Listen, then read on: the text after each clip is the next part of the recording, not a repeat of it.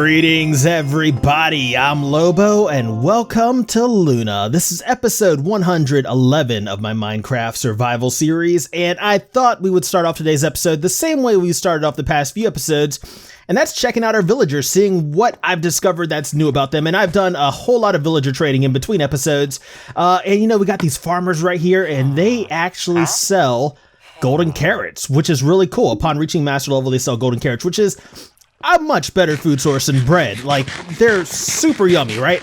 But they're kind of expensive, so even though I'm going to eat them today, I think we might save these for special occasions in the future. I mean, we already got double chest full of bread, we need to use it, right? Anyway, we've got some workstation blocks put down here. I'm learning how to use all of those, and workstation blocks means other villagers as well. So over here, we have a couple toolsmiths. I've been trading with these guys as well a little bit, and as you can see, they sell bells, which I'm probably going to end up buying in the future to place around our city. It's a good thing we didn't take any of the bells from the previous villages. I gotta admit, I was tempted, but you know, get your own, right? So I'm gonna get my own.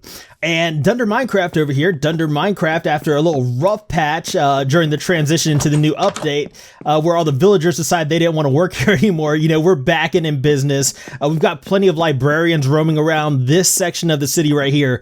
There's actually a ton of librarians just kind of wandering about. So we're kind of taking a really quantity over quality type approach to trading right now, but it's working out for us, you know, once we have a lot of villagers of a certain type. Back here, from this point back, every villager is a farmer now. Maverick has returned to being a farmer. Every villager back here is a farmer, which is where I've been doing a lot of my trading and getting the bulk of my new emeralds. And that's just a little update for you. I will continue working with the villagers. I am becoming more and more optimistic about them. But today, we're going to be going back here, but I do need to grab my ID badge first because I'm not using that secret passage anymore. That has caused us nothing but trouble. ID badge has been acquired, and we are going to make our way past a secure entrance gate into the Wolfins laboratory quarantine district. So let me just feed my ID badge to Cerberus right here. He's going to check it. There's going to be a lengthy check-in process, you know, just so he can intimidate you with his clicking noise, like scrutinizing over every detail of the ID. Is this a recent photo? I don't know. But yeah, let's go ahead and talk about what we're actually going to be doing out here today. So this is going to be the Wolfins Laboratory Quarantine Zone, where a failed science experiment has occurred, and this place is just going to be abandoned, right? So I've been kind of thinking what I want to do out here, and I think the first step is to figure out what exactly we're going to do once we actually enter the quarantine zone. So, I mean, you know, coming into the quarantine zone, we don't want to enter into this, right? We want to enter into some kind of structure. And I think that structure is what we're going to be working on today. And I have some ideas. So if you watched the most recent episode prior to this, if you're caught up with the series, you know the failed science experiment I'm talking about. The one that turned our science district into a quarantine district. That is our Nether portal. And this is an interdimensional gateway that these scientists at Wolfins Laboratory have opened up. And it's become unstable. It's reaching out into our world, and it's taking our world into it at the same time. And as we go down here, you can see that, you know, we got these nether tentacles kind of reaching out, taking over this room, as they will some other sections of the quarantine district. But if we pass through this portal, that will take us to our nether hub. Now, this is not something we're going to be replicating in the transportation hub in our quarantine district. It's actually going to look nothing like this. It's going to be much bigger. I need it to be much bigger than this. But this is just to give me some ideas as to like different shapes and stuff I can bring over, kind of connect these things. And we may actually replicate this room somewhere in our new quarantine district. But that's not something we're going to be working on today. Today, I have something else in mind. After walking through our nether, deciding which design choices I want to carry over, which ones I want to get rid of, I decided no brown woods. So the House of Leaves is now the House of Acacia temporarily while we work on the quarantine district. Now, we're probably going to be using mostly bark, you know, the gray like acacia log blocks and stuff like that. We may use some of the acacia itself just to highlight some areas, but I think mostly the bark is what we're going to be using. But Fortunately, the House of Leaves is connected to the Wolfins Laboratory underground section. And this right here, I'm thinking, is going to actually lead us from the underground section into the transportation hub. So I've gone ahead and drawn out like kind of a rudimentary path that we're going to be able to take down here until we get like a real way to get down here, you know?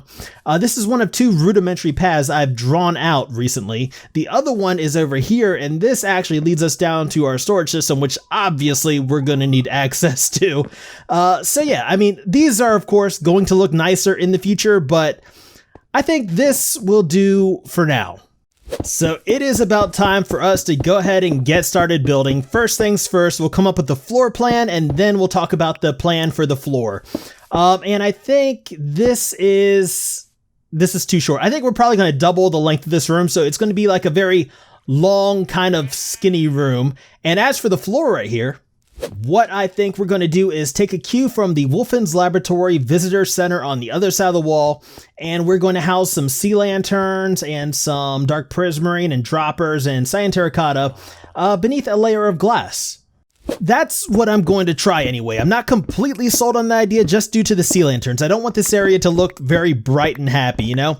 So I think we'll just do like a small section right here and hold off on the rest of this till a little bit later, once we decide that this is definitely what we want to roll with. All right, so now I have some ideas about what I do want to do and what I don't want to do. So as far as the floor underneath the glass goes, I think we're going to roll with that. I don't think that's going to provide too much light, so that's good. The carpet up here, on the other hand, I don't really like this. Now, I do need this to be a non-spawnable block, because it's going to be dark up here. Despite the sea lanterns down here providing a little bit of light, this area up here is going to be fairly dark, and I need it to be. I want a lot of this area to be, you know, encased in shadow and kind of creepy looking, right? So I think we're going to have to come up with a new plan for a non-spawnable block along our walkways. And speaking of our walkways, as you can see here, we have a couple that cross over. They're about 4 wide each. Unfortunately, though, I did not really leave myself enough room on this side to have a walkway. Now, you know, I could cross the other side fairly simply, you know, just by doing that, but I do think I would rather have a walkway here in addition to being able to do that. So I think everything we just did, it's going to come down because we're just getting an idea of what we're going to do anyway. Now we have an idea. So yeah, we're going to go ahead and tear everything that we just did down and move it back a few blocks. The floor relocation is just about complete, and I've got some other stuff to show you as well. In a minute. I need to actually carry our back wall here. So this would be, well, we need the walkway to be 4. So 1, 2, 3, 4, and wall right here. Okay, so that's going to be our wall. Let me go ahead and extend it to the other side as well, and then I'll show you what I've come up with as far as the rest of the floor goes. So first things first, you can see how far back this room goes. That's going to give us easy access to a lot of the stuff within this district, which makes sense because this is our transportation hub. I did decide to get rid of the carpets and roll with some polished diorite and andesite slabs for our main floor. And of course, you already know what this is going to look like. Right here, we're going to be adding some acacia pillars kind of going up, supporting the roof of this thing. And the roof is going to actually be up fairly high. I'm thinking we make this a 2-story building, but with a very open concept for this main area, you know? So we'll have balconies kind of overlooking this main floor is what I'm thinking. And as far as the walls go, we're going to be using the traditional Wolfins Laboratory colors, the cyan terracotta right here, and then some lime terracotta bordering the very top of that.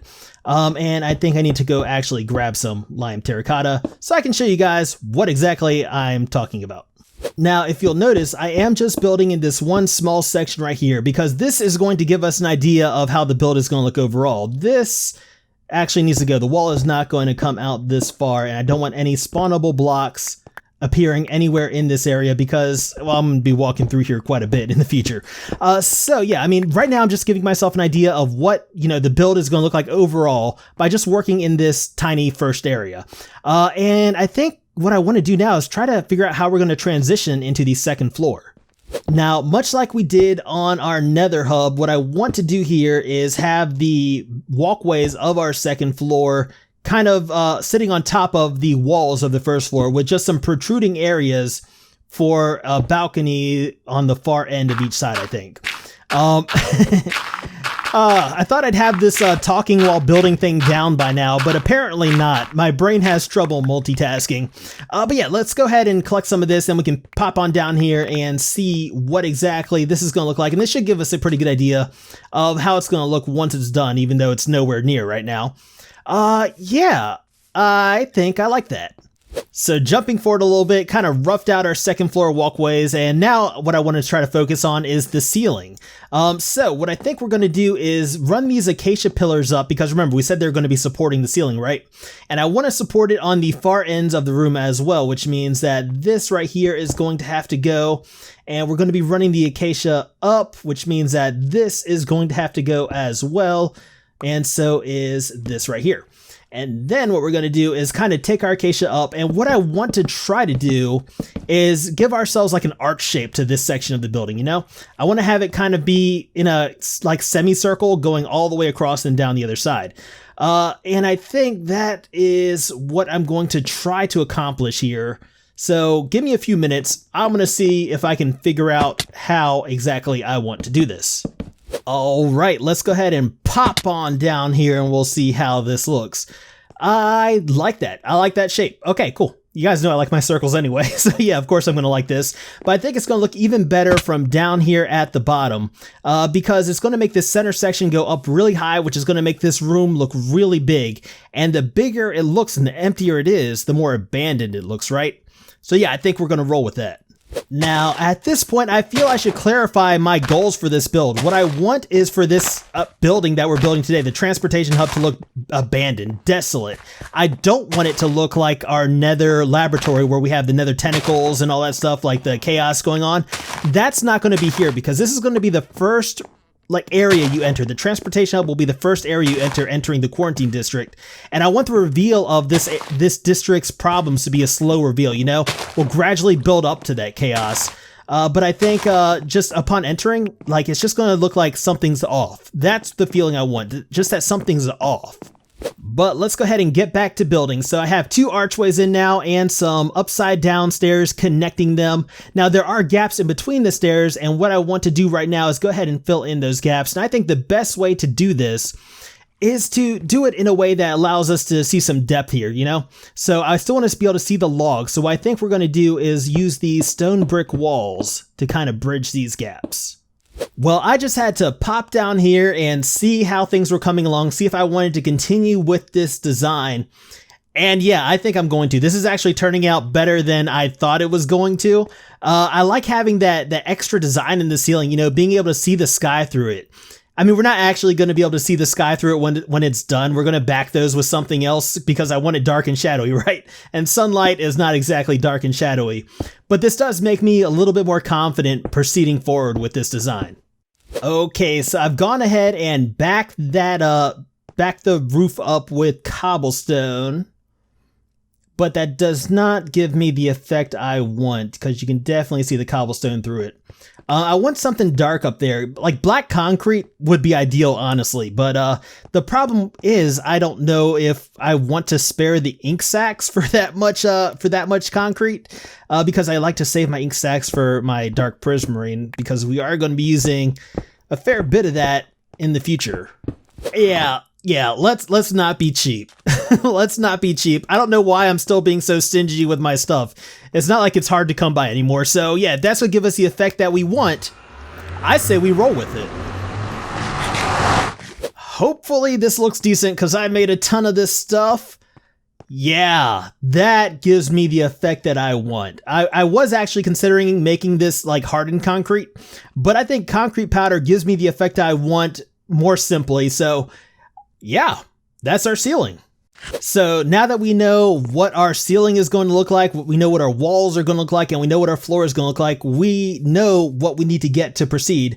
So what I think I'm going to do here is just go ahead and start gathering some materials. And then once I'm done with that, I think we'll go ahead and call Watchdog on over here, put on a little bit of music, and try to get the interior portion of this section of our transportation hub complete.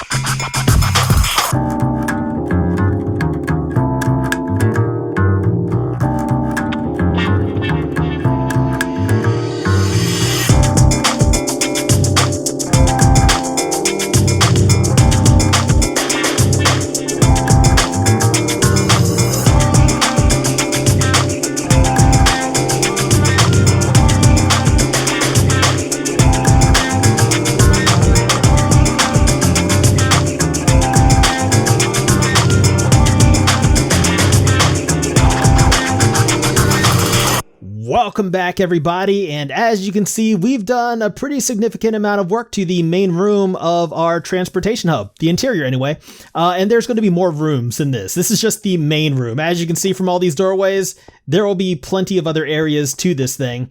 Now, as you can see here on the outside, I've put stone here to kind of block the light from coming through here because, as I said, I want this to be in shadow, but looking up, I think that might be a little too much in shadow.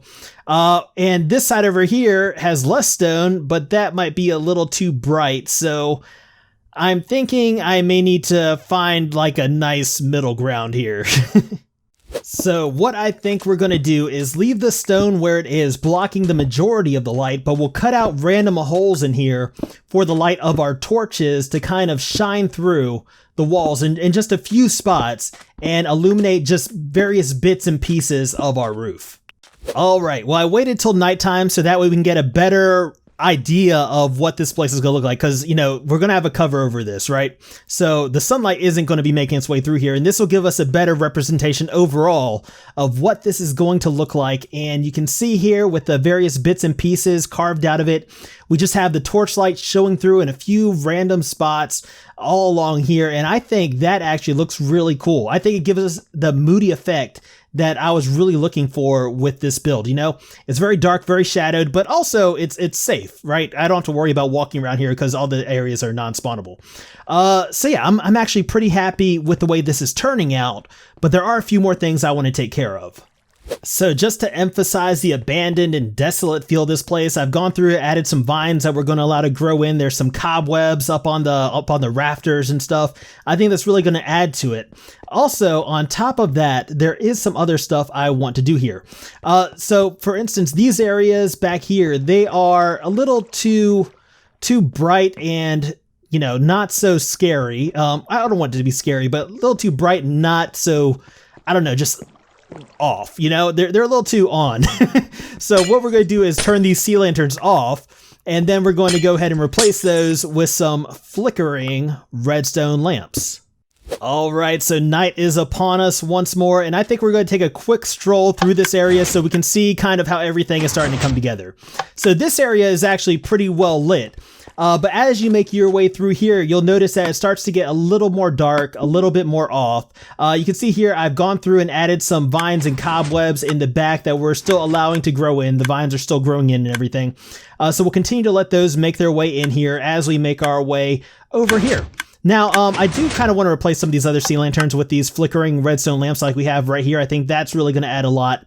And as we step over our wet floor sign, that brings us into an area that's significantly more foreboding.